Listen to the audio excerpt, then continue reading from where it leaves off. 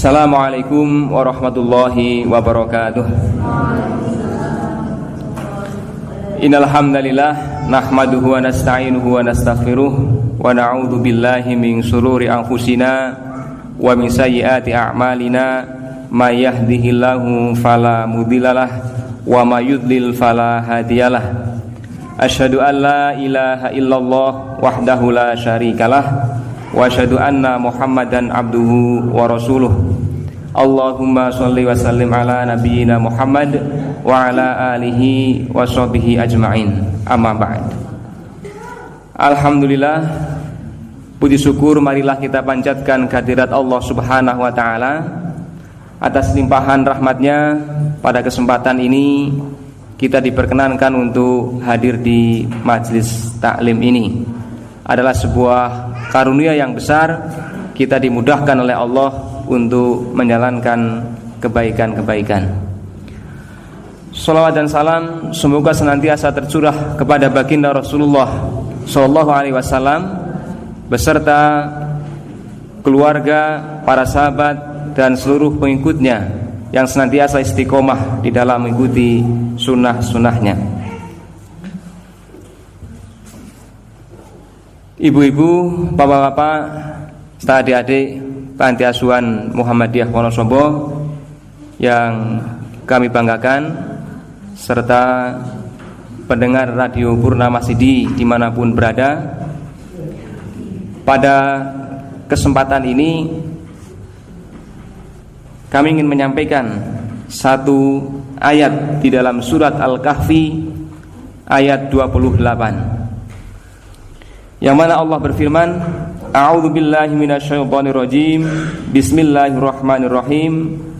Wasbir nafsaka ma'al ladzina yad'una rabbahum bil ghadati wal 'ashyi yuriduna wajhah wa la ta'du 'ainaka 'anhum turidu zinatal hayatid dunya wa la tuti' man aghfalna qalbah an dzikrina wattaba'a hawahu wa kana amruhu furuta.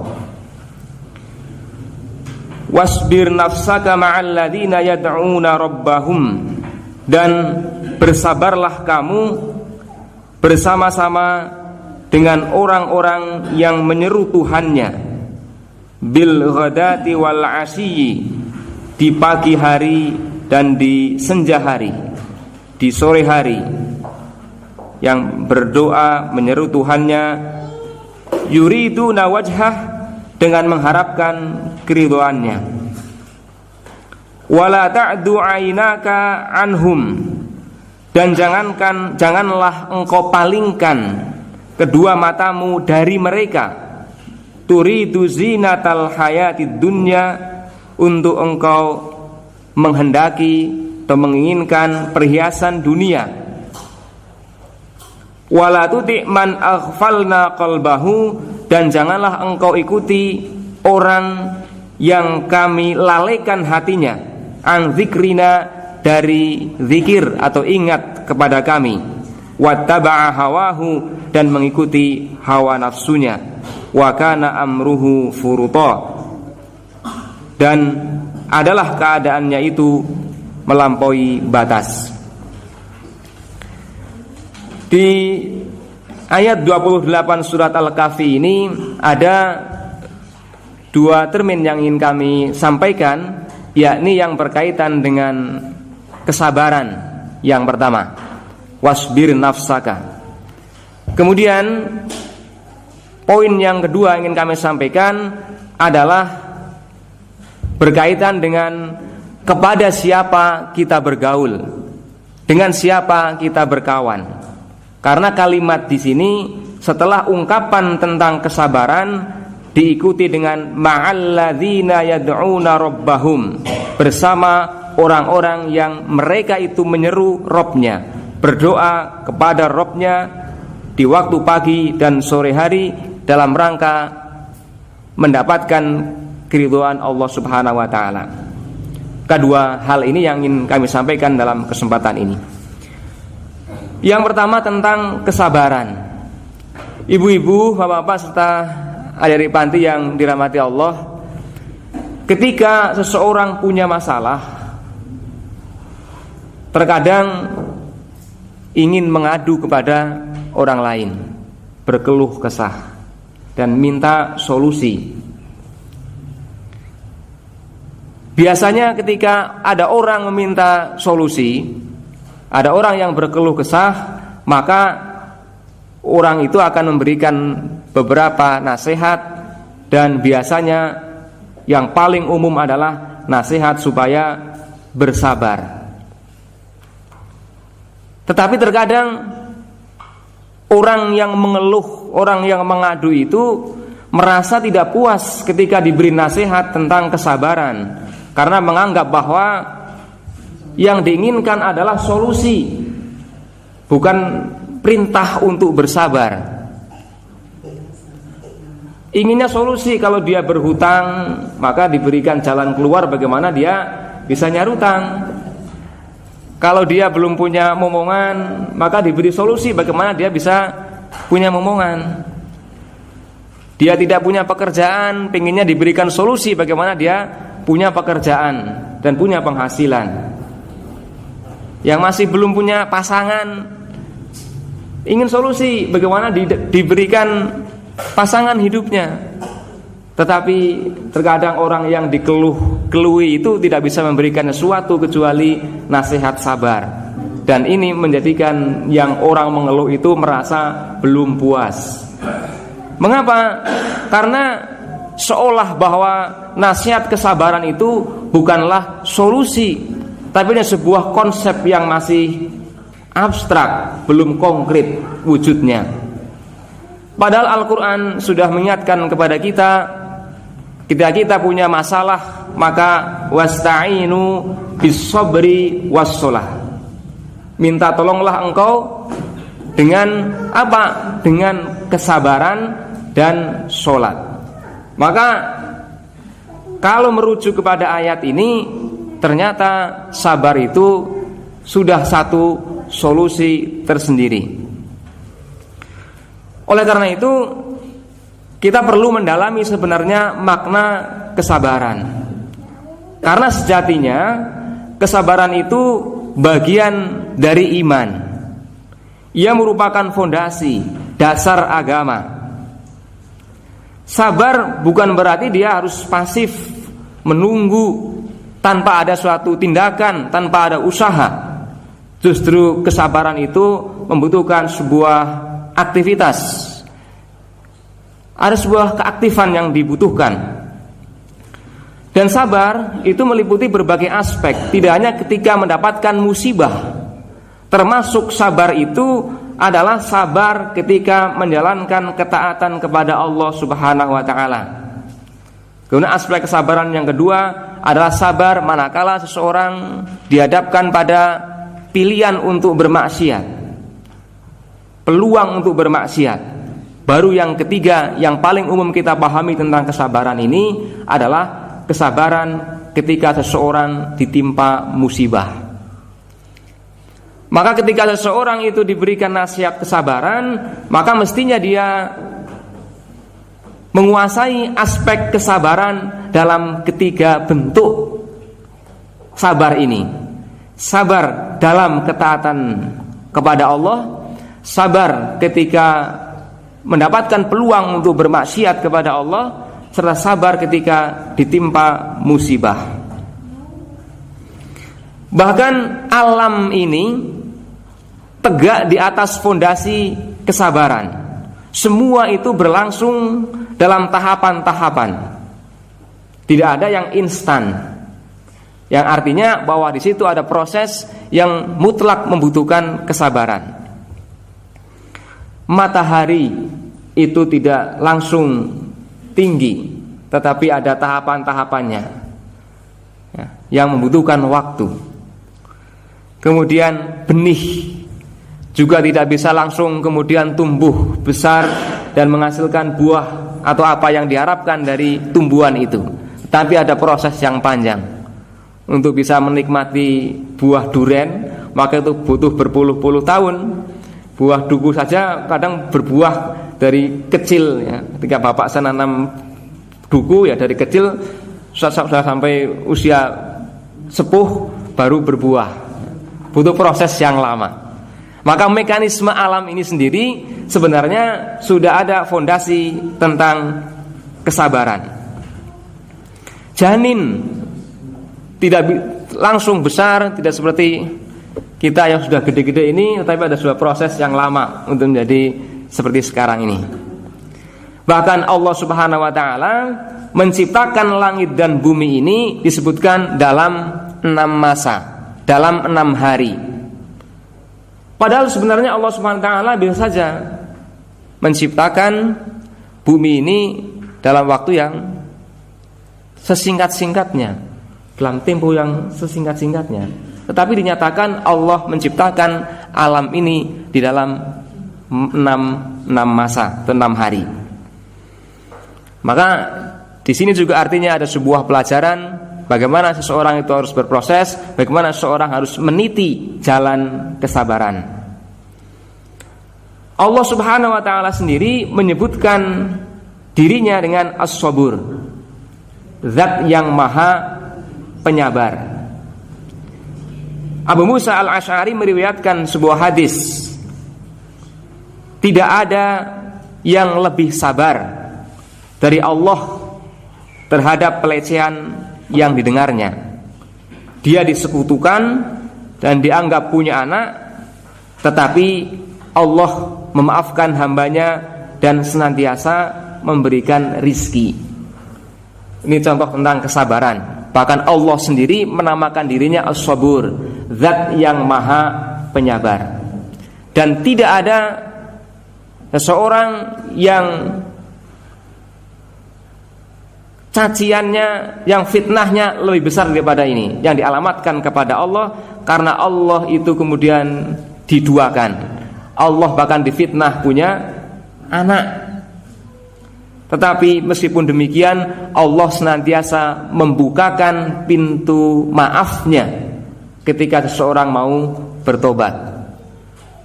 Dan Allah juga senantiasa mencurahkan rizkinya meskipun orang tersebut memfitnah Allah dengan sifat-sifat tadi, dengan sifat-sifat kemanusiaan.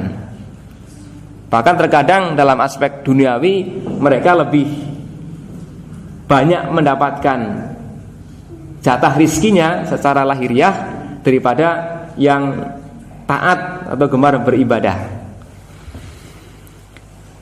Kemudian di ayat yang lain, surah Thaha ayat 132, Allah berfirman, wa'mur ahlaka bis-sholati wastabir 'alaiha, dan perintahkanlah kepada keluargamu mendirikan sholat dan bersabarlah kamu dalam mengerjakannya.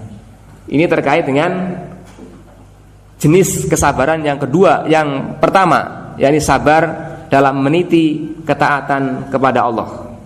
Surah Thaha 132, yang kita diperintahkan untuk memerintahkan keluarga kita bersabar dan menjalankan sholat dengan kesabaran pula. Ini aspek kesabaran. Ibu-ibu, bapak-bapak, dan adik-adik panti yang dirahmati Allah, serta pendengar radio Purnama Sidi dimanapun berada, terkadang ketika kita mendapatkan berbagai macam ujian, kita mengeluh, kita merasa frustasi, kita merasa kenapa Allah melimpahkan atau memberikan cobaan-cobaan yang berat ini.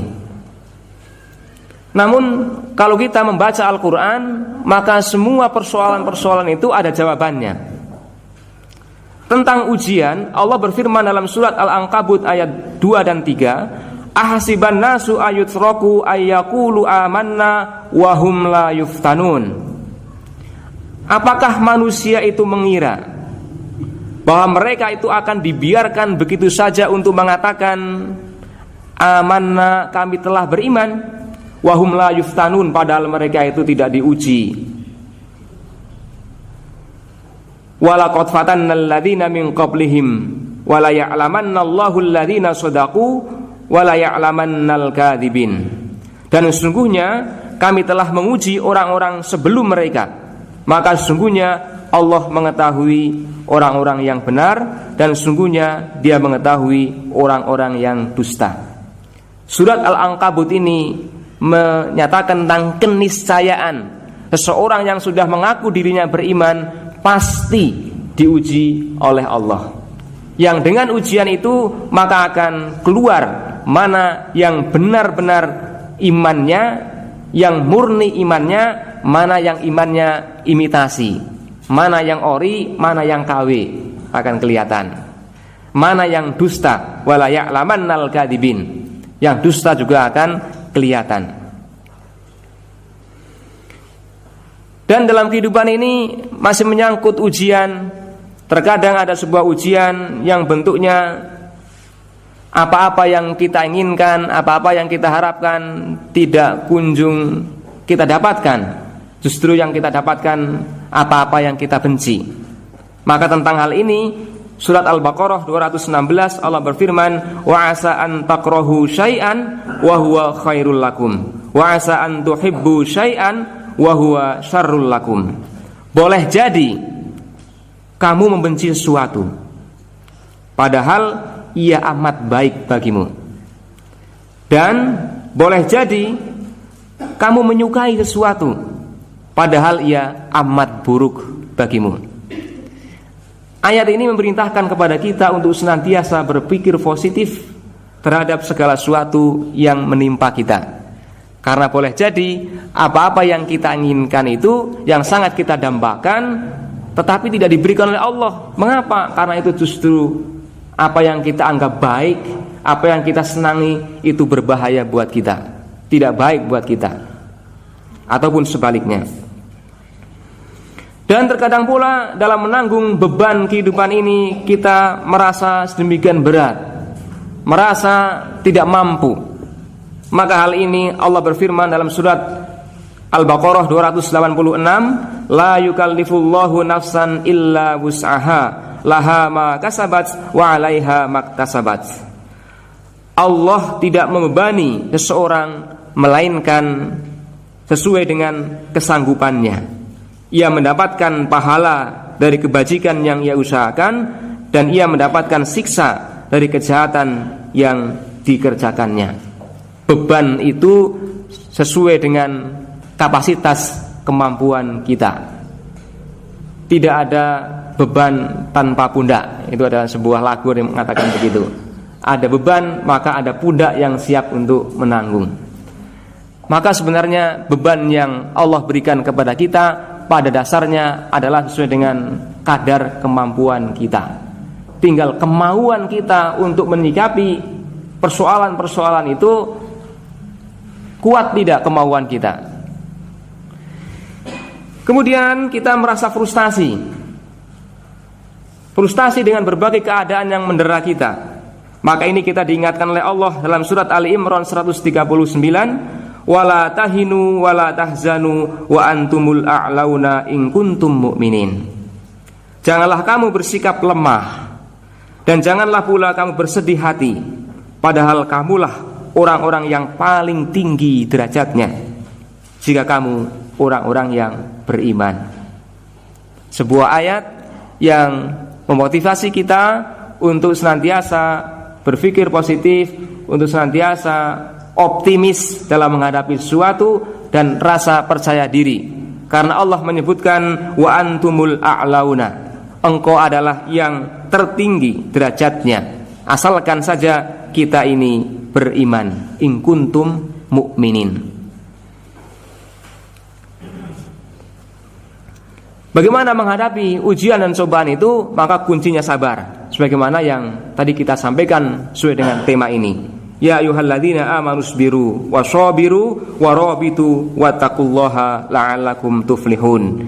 Hai orang-orang yang beriman, bersabarlah kamu dan kuatkanlah kesabaranmu, dan tetaplah bersikap siaga, bersiap siaga, dan bertakwalah kepada Allah supaya kamu beruntung. Quran surat Ali Imran ayat 200. Wasta'inu bis-sabri was-shalah wa innaha lakabiratun illa 'alal khashi'in. Ini ayat yang kami sampaikan tadi supaya kita minta tolong kepada Allah dengan jalan apa? Dengan jalan kesabaran dan sholat. Lantas apa hasilnya dengan kesabaran itu? Allah menjawab dalam surat At-Taubah 111, Innallaha ashtara minal mu'minina anfusahum wa amwalahum bi anna lahumul jannah. Sesungguhnya Allah telah membeli dari orang-orang mukmin diri dan harta mereka dengan memberikan surga untuk mereka. Bi anna lahumul jannah. Janji Allah adalah surga ketika seorang itu bisa memiliki kesabaran di dalam ketaatan kepada Allah, sabar untuk menjauhi maksiat, serta sabar ketika mendapatkan musibah dari Allah Subhanahu wa taala. Kepada siapa kita mengharap? Orang ditimpa persoalan, musibah, maka yang bisa meneguhkan hatinya adalah manakala ada secerca harapan yang dialamatkan. Kepada siapa kita berharap? Kepada makhlukkah atau kepada Allah? Allah berfirman, fa in tawallau faqul hasbiyallahu la ilaha illahu alaihi tawakkaltu wa huwa rabbul arsyil adzim. Jika mereka berpaling dari keimanan, maka katakanlah, cukuplah Allah bagiku. Hasbiyallahu la ilaha illahu alaihi tawakkaltu. Cukuplah Allah bagiku, tidak ada Tuhan selain Dia. Hanya kepadanya aku bertawakal, dan Dia adalah Tuhan yang memiliki arsy yang agung. Ini yang diajarkan kepada kita supaya bertawakal, bersandar kepada Allah. Dan dengan tawakal itu pula maka Allah akan memberikan jalan keluar dari persoalan-persoalan kita. Maka tidak boleh seseorang itu berputus asa manakala mendapati musibah-musibah. Wala tai'asu mir rohillah innahu la yai'asu mir rohillahi illal qaumul kafirun. Dan janganlah kamu berputus asa dari rahmat Allah. Sesungguhnya tiada berputus asa dari rahmat Allah melainkan kaum yang kafir. Orang mukmin dilarang putus asa. Karena putus asa itu hanyalah sifat orang-orang yang kafir. Innallaha kana ala kulli syai'in hasiba. Sesungguhnya Allah memperhitungkan segala sesuatu. Segala sesuatu yang diusahakan kita itu akan diperhitungkan oleh Allah, termasuk di dalam meniti jalan kesabaran. Inilah tentang tema kesabaran dalam penjelasan kami di kalimat awal surat Al-Kahfi ayat 28, wasbir nafsaka ma'al ladzina yad'una rabbahum bil ghadati wal 'ashiyyi yuriduna wajhah. Ada contoh kesabaran yang patut kita teladani dari para nabi. Ada berbagai ujian, cobaan yang ditimpakan kepada para nabi, mereka penuh kesabaran. Dan dijadikannya para nabi itu adalah untuk menjadi teladan kita. Nabi Nuh itu berdakwah selama 950 tahun. 950 tahun berdakwah, tetapi menurut para ulama hanya mendapatkan 80 orang. Hampir 1000 tahun hanya 80 orang yang mengikuti. Artinya rata-rata dalam 12 tahun hanya 1 orang yang mengikuti. Kita berdakwah begini, tantangannya tidak seperti para nabi dulu yang mereka tidak sekedar dicuekin, tetapi juga difitnah, diancam, pembunuhan, ya, usaha pembunuhan dan lain sebagainya. Dan hasilnya hanya segitu, segelintir orang yang mau mengikuti. Hampir 1000 tahun hanya 80 orang. Itu Nabi Nuh. Nabi Ayub. Nabi Ayub itu diberikan ujian sebagaimana kita ketahui dengan penyakitnya yang menjadikan orang-orang di sekelilingnya meninggalkannya. Kaum yang menghormati dirinya seketika pergi darinya karena Nabi Ayub ini menderita penyakit. Tidak hanya itu, harta yang ia miliki juga ludes, habis. Dia orang kaya, tokoh, pimpinan, tapi seketika Allah berikan sebuah ujian yang berat. Penyakit di tubuhnya, hartanya habis, ternak-ternaknya, sawah ladangnya habis semuanya. Bahkan rumah yang ditinggalinya juga ikut lepas akhirnya. Dan termasuk putranya yang 12. Nabi Ayub memiliki 12 putra yang sehat-sehat. Laki-laki sehat, gagah-gagah. Tetapi seketika mati. 12-12-nya meninggal semuanya. Maka ini ujian yang mungkin kalau kita rasakan kira-kira ya nggak terbayangkan oleh kita betapa beratnya. Tetapi ketika istrinya itu memberikan saran kepada Nabi Ayub, berdoalah kepada Allah, mintalah kepada Allah supaya dihilangkan penyakitnya, Nabi Ayub balas bertanya, sudah berapa lama Allah memberikan kepada kita karunia nikmat? Sekarang hitung saja sejak pernikahan. Jangan sejak awal, sejak nikah kita. Hitung. Nikah, setelah dihitung-hitung, itu dia sudah 20 tahun sejak nikah mendapatkan kemakmuran, kebahagiaan, kehormatan. Selama 20 tahun itu tidak ada persoalan yang berarti kecuali nikmat-nikmat dari Allah. 20 tahun, jawab istrinya. Nah, sekarang berapa lama Allah memberikan cobaan seperti ini? Dihitung-hitung baru 18 tahun. 18 tahun.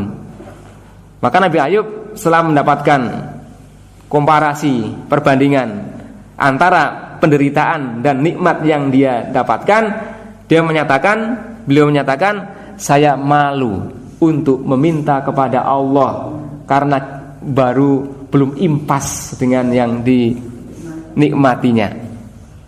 Baru setelah imbang 20 tahun ya berimbang, Nabi Ayub itu berdoa.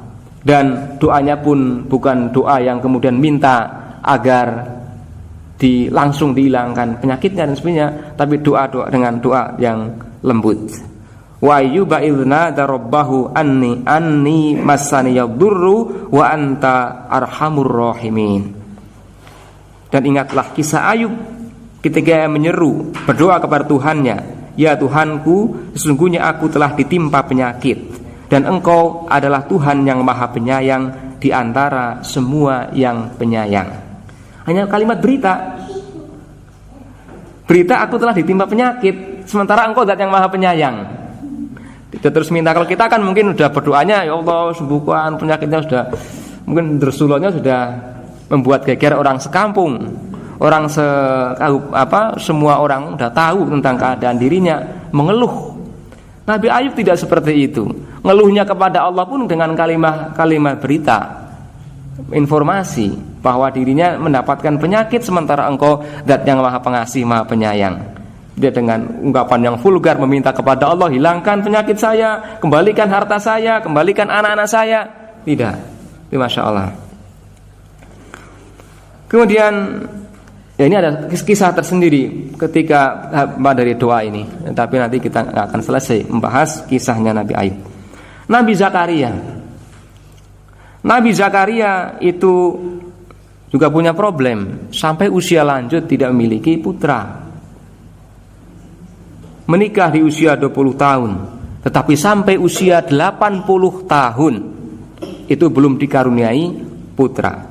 Tetapi Nabi Ayub itu tidak pernah berputus asa untuk berdoa. Di usia lanjut belum punya putra, istrinya mandul, dia tidak berputus asa. Dan dengan lemah lembut, dengan ungkapan yang lemah lembut, Zakaria itu berdoa. Bukan dengan ungkapan kekecewaan, tetapi dengan ungkapan lemah lembut sehingga diabadikan di dalam Al-Quran. Wa Zakaria idnada rabbahu rabbi la tadharni fardan wa anta khairul warithin. Dan ingatlah kisah Zakaria tatkala ia menyeru Tuhannya, ya Tuhanku, janganlah Engkau membiarkan aku hidup seorang diri, dan Engkaulah waris yang paling baik. Di surat Maryam ayat 2 dan 3 disebutkan dzikru rahmati rabbika abdahu Zakaria idz nada rabbahu nidaan khafiyya. Ini kisah Zakaria. Idz nada, ketika ia berdoa rabbahu, kepada Rabbnya, kepada Tuhannya, nidaan khafiyya, dengan panggilan, dengan suara doa yang lembut, khafiyan, dengan doa yang lemah lembut. Qala rabbi inni wahanal azmu minni. Zakaria berdoa, Rabbi, wahai Rabbku, inni, sesungguhnya aku, wahanal azmu, telah lemah tulang, minni, milikku, telah lemah tulang-tulangku, wasta'ala ra'su, dan kepalaku telah dipenuhi syaiban, uban. Tulangnya sudah merasa rapuh,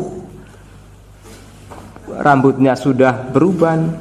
Walam akun bidu'aika rabbi syakian, dan aku belum pernah berputus asa. Bidu'aika rabbi syakian, tidak pernah berputus asa untuk berdoa kepadamu. Ini diabadikan dalam Quran. Sudah keadaannya mulai lemah, tulang-tulangnya, rambutnya sudah memutih, maka beliau menyatakan, yang diabadikan dalam Quran ketika berdoa, saya tidak pernah mengungkapkan rasa kekecewaan di dalam berdoa kepadamu. Dan doanya pun diungkapkan dengan nidaan khafiyan, dengan panggilan suara yang lembut. Inilah contoh-contoh dari para nabi yang patut kita teladani di dalam bab kesabaran. Ibu-ibu, bapak-bapak, anak-anak panti yang dirahmati Allah, serta pendengar radio Pura Masidi dimanapun berada. Kemudian poin yang kedua adalah tentang pertemanan. Karena di ayat ini setelah berbicara kesabaran, disuruh bersabar dengan ketika bersama siapa? Ma'alladzina yad'una rabbahum bil ghadati wal 'ashiyyi yuriduna wajhah. Bersabarlah kamu bersama dengan orang-orang yang menyeru Tuhannya di pagi dan sore hari. Ini kalimat ma'alladzina yad'una rabbahum, ini yang jadikan patokan bagi kami untuk membicarakan bab bersama siapa kita bergaul, bersama siapa kita akrab. Yang tadi di awal sudah tentang kesabaran. Ini ada yang lewat. Sabar kita tadi sampaikan ada tiga bagian. Sabar dalam ketaatan, sabar ketika maksiat dari maksiat, dan sabar ketika mendapatkan musibah. Mana tingkatan yang paling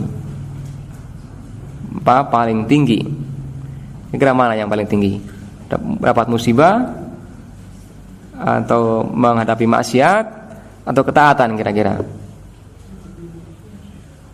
Di ulasannya buku Amr Khalid, buku terjemahan berbahasa Arab, itu yang paling urgen, paling tinggi itu juga justru malah sabar dalam ketaatan kepada Allah. Karena di situ kita memiliki pilihan alternatif, kebebasan. Tapi kalau musibah, kita itu dipaksa, nggak ada alternatif. Mau nggak mau ya kena. Mau ngeluh nggak ngeluh, musibah ya kena kita. Tapi yang namanya dihadapkan kepada alternatif taat dan maksiat, itu adalah pilihan. Kita punya kehendak yang bebas. Maka di sini karena ada sebuah pilihan, maka ini lebih berat. Berdasar Amr Khalid lebih berat. Maka kan lebih berat, ini lebih tingkatannya lebih tinggi dibanding ketika sabar menghadapi musibah atau bencana. Ya. Karena ada alternatif di sini. Kalau musibah itu otoritatif, memang kehendak Allah yang mutlak. Tapi kalau yang kita diharapkan kepada maksiat dan ketaatan, ini sifatnya ada alternatif. Lantas antara taat dan maksiat, lebih utama mana dalam hal kesabaran? Ketaatan. Kenapa? Karena dalam ketaatan, satu ketaatan itu memiliki 10 kebaikan. Ya, minimal 10 kebaikan. Sehingga dengan amalan ketaatan itu bisa menghapus kemaksiatan yang dilakukan. Ya, ini kan kemurahan Allah. Dan Allah pun sudah memberikan peluang-peluang kepada kita. Ada penghapus harian, ada penghapus pekanan, ada penghapus tahunan dalam menghapus dosa-dosa kita. Harian, sholat satu dengan sholat yang lain itu menjadi penghapusnya. Duhur, asar, ya, habis sholat duhur kita sudah berusaha suci bersih dari dosa-dosa. Kepleset, salah lagi, maka dihapus di waktu asar. Asar sudah berusaha bersih suci dari dosa-dosa, kepleset lagi, ada penghapusnya waktu maghrib, demikian seterusnya. Tapi kalau masih nggak terhapus juga, maka Allah masih memberikan satu alternatif penghapus yang lebih dahsyat lagi, ya ini di hari Jumat satu dengan Jumat yang lain itu penghapus dosa, penghapus pekanan. Mesti bobol juga, ada tahunan, puasa Ramadan. Nah ini Masya Allah, ini Allah memberikan rahmatnya kepada kita dalam hal penghapusan dosa. Dan dengan apa? Dengan ketaatan itulah maka dosa-dosa itu bisa dihapuskan. Wa atbi'i sayyi'atal hasanata tamhuha. Ikutilah perbuatan yang jelek, perbuatan maksiat itu dengan apa? Dengan kebaikan. Maka niscaya akan menghapus kesalahan-kesalahan itu. Nah, itu yang kami tambahkan dalam bab kesabaran yang kami utarakan tadi. Ada 3 jenis model kesabaran. Kemudian tentang pertemanan, kepada siapa kita berteman ini sangat mempengaruhi kita. Terutama saya memberikan nasihat kepada anak-anak panti ini. Kalau bapak-bapak sudah terbentuk sebenarnya, ya walaupun mungkin kalau ngumpulnya dengan siapa mungkin bisa menjadi maksiat juga. Ngumpul sama orang yang suka ngerumpi orang lain ya nanti akan terbawa-bawa. Tapi yang pada umumnya saya memberikan nasihat kepada nih yang anak-anak panti yang masih dalam aspek pergaulan itu rentan. Salah bergaul nanti fatal akibatnya. Dan ini sudah banyak nasihat-nasihat di dalam Al-Quran maupun hadis tentang urgensi pentingnya memilih pergaulan yang baik. Ada ungkapan yang mengatakan kalau bergaul dengan pandai besi maka ya akan terkena aroma sangitnya. Tapi kalau bergaul dengan tukang minyak wangi ya terpercik aroma harumnya. Dan saya melihat ini besar sekali pengaruhnya. Anak-anak kalau gaulnya dengan teman-teman yang gak karuan ya nanti kecenderungannya saatnya sholat gak sholat itu. Sholat subuh dicari di bel tet yang kalau dari Al-Mansur kira-kira kedengaran lah. Di Butamrin mungkin kedengaran suara belnya. Sekali 2 kali ya ada yang bangun ada yang tidak. Naik ke atas dibangunin, digugah. Ayo bangun. Mulai tangi ya duduk. Nanti enggak segera turun, harus dipaksa-paksa turun wudu. Kalau temannya yang ada yang provokasi ditunggu di bawah ya nggak turun. Tapi kalau temannya yang baik ya mesti akan diajak untuk bersama sholat ya, diingatkan sholat. Tapi kalau temannya yang males ya akhirnya terbawa, sudah wudu nggak jadi sholat malah ngumpet ya kan aneh. Pernah ada kasus ya, ada ngumpet di tempatnya sulit karena itu tempat rongsokan gudang yang tidak terpakai, ada barang-barang yang paku-paku juga di situ. Sholat subuh ditunggu di bawah nggak ada oknum anak ini gitu. Ya, ini kalau gaul yang salah. Sudah wudu, dari atas tangga sini kan lebih mudah harusnya turunnya, tinggal turun mudah. Ternyata malah ada yang mempengaruhi, malah ngumpet dan tempatnya sulit. Saya cari muter-muter berkali-kali tidak ada. Sampai terpikir masa subuh-subuh udah pergi dari sini, mustahil, nggak mungkin. Maka saya cari-cari, akhirnya ketemu ya. Di tempat yang sangat tersembunyi dan sulit. Keluarnya dari situ anaknya kena paku ya, kena azab itu. Padahal turunnya itu kan gampang. Kenapa harus pilih yang tempat yang sulit? Termasuk diantaranya pengaruh teman. Ada teman yang provokasi, lah ora sambil sholat jamaah ning isor. Turu wae enak. Dan dibangunkan sulit ya. Kita kira itu apa? Itu anak bukan. Lemparin gumpalan kertas nggak ngerespon ini. Akhirnya ambilkan air pakai ember, gebyur baru tangi ya. Setelah basah kuyup baru bangun. Tanya, itu setan atau manusia? Jawab, manusia Pak. Oknumnya nggak ada di sini. Yang diomongkan nggak ada. Itu Masya Allah. Di antara itu ya karena gaulnya yang salah. Gaul sama yang taat. Ini pesan saya kepada anak-anak ini. Cari teman yang bisa mengajak kalian kepada ketaatan kepada Allah. Jangan sebaliknya merasa senang, bangga, ada merasa akrab, teman yang kelihatannya membela kamu, mengajak kamu, tetapi dalam hal yang buruk ya. Ada kisah yang menarik di zaman Rasulullah. Abu Jahal dan Uqbah bin Abi Mu'id ini bersahabat. Abu Jahal kita kenal bagaimana kejahiliahannya dan sampai matinya kita mengenal. Tapi Uqbah bin Abi Mu'id ini sebenarnya secara sifat lebih baik daripada Abu Jahal. Tapi ini teman akrabnya. Dalam bahasa gaul teman akrab itu apa nih? Soulmate-nya ini ya. Soulmate-nya Abu Jahal ini. Uqbah bin Abi Mu'id ini soulmate-nya Abu Jahal. Yang secara sifat aslinya dia masih punya nilai kebaikan. Ya, ada titik cahaya di hatinya. Suatu ketika Abu Jahal itu pergi acara keluar kota. Nah, kesempatan Uqbah bin Abi Mu'id ini menemui Rasulullah.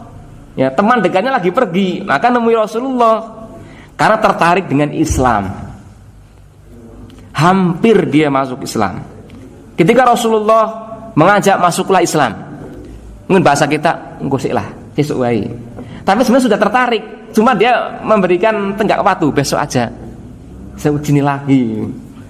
Nah, kebetulan itu masih siang. Malamnya kebetulan Abu Jahal tanpa diduga itu kembali. Belum jadwalnya pulang tapi sudah pulang. Ketemu sama Uqbah bin Abi Mu'id. Ya kemudian wadul nih Uqbah bin Abi Mu'id wadul sama Abu Jahal. Besok saya akan ketemu Muhammad SAW, Rasulullah, untuk masuk Islam. Wah, ini berang. Mendengar ini Abu Jahal berang. Ini teman setianya, teman akrabnya kok mau bersama Nabi memeluk Islam, membaiat Nabi. Maka tidak terima. Maka demi pertemanan ini dia diprovokasi. Pilih teman atau pilih Muhammad SAW.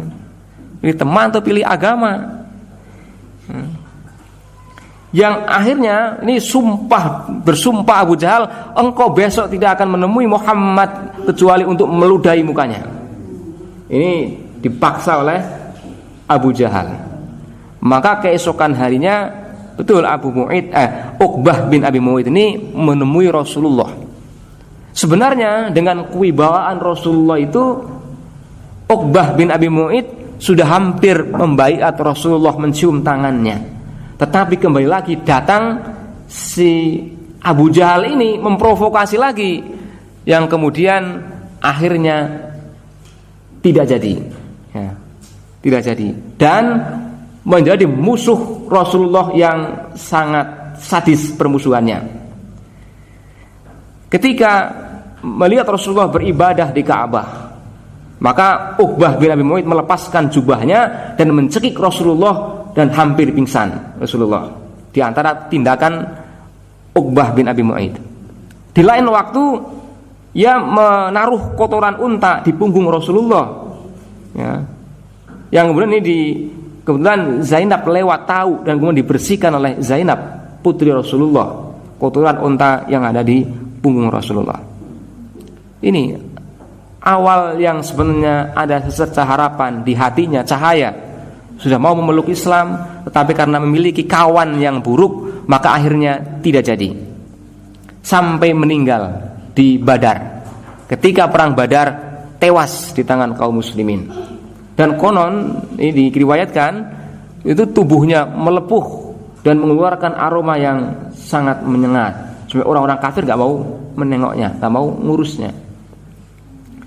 Ini Uqbah bin Abi Mu'ayth. Tetapi lain halnya dengan Iyas bin Abi Rabi'ah